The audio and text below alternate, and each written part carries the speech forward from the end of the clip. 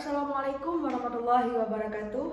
Perkenalkan, nama saya Alifah Tazkiyah dengan nomor induk mahasiswa 1907030021. Adapun tujuan saya membuat video ini adalah untuk memenuhi tugas mata kuliah biolaut yang diampu oleh Bapak Ilham Zulfahmi, MSI. Tugas ini merupakan ringkasan dari webinar mengenai sampah laut, yang mana webinar tersebut bertema riset dan kebijakan penanganan sampah laut di Indonesia. Seperti kita ketahui bersama bahwa laut merupakan sumber daya alam yang banyak memberikan manfaat bagi kehidupan kita. Maka dari itu kita wajib mengelolanya dengan baik. Karena kan topik pembicaraan kita ini mengenai sampah laut, maka perlu kita ketahui bahwa sampah laut itu merupakan sampah yang berasal dari daratan atau sampah yang berasal dari kegiatan laut. Beberapa sampah laut di sini juga termasuk sampah plastik, di mana sampah plastik ini merupakan sampah yang mengandung senyawa polimer, yang mana sampah ini dia susah terurai.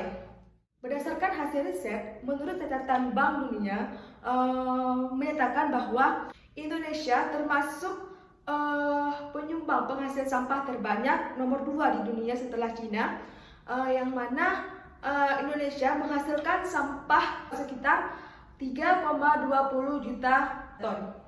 Berdasarkan hasil prediksi, Indonesia menghasilkan sampah plastik itu rata-rata sekitar 480.000 sampai 1,29 juta metrik ton per tahunnya.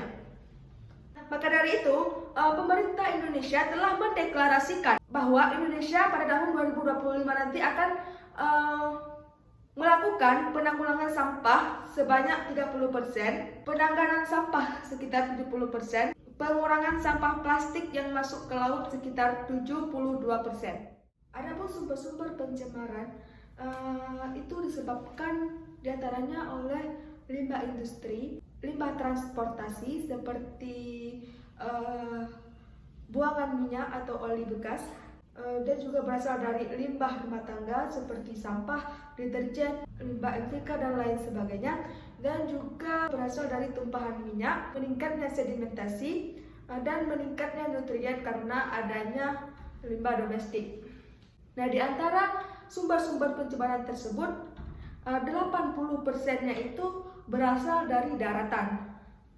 Pada saat COVID-19, di laut itu terdapat banyak sampah, masker, sarung tangan, dan APD lainnya yang dibuang ke laut, yang mana 50%-nya itu berasal dari sungai. Dengan adanya pencemaran sampah di laut, maka akan menimbulkan dampak bagi ekologis, ekonomi, kesehatan, dan juga estetika.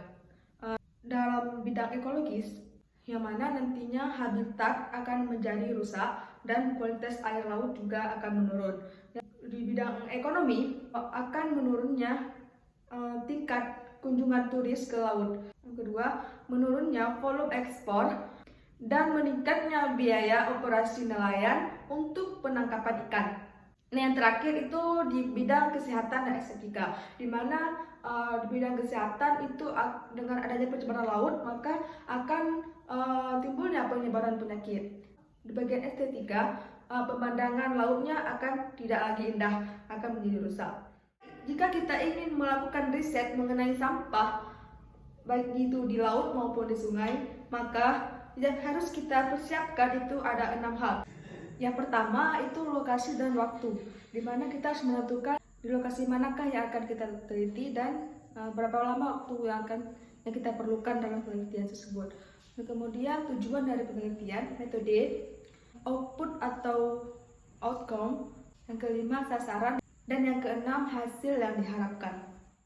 Jadi saran saya dalam penanggulangan sampah laut itu harus ada timbul rasa kesadaran dari kita sendiri bahwa membuang sampah sembarangan itu tidaklah baik, dan tugas kita juga memberitahu kepada masyarakat agar tidak membuang sampah ke sungai atau selokan, di mana dengan membuang sampah ke sungai itu maka nantinya sampah tersebut juga akan mengalir ke laut dan juga akan menjadi sampah laut dan juga akan mencemari laut. Mungkin hanya sekian ringkasan dari saya. Lebih dan kurang saya mohon maaf. Saya akhiri. Wassalamualaikum warahmatullahi wabarakatuh.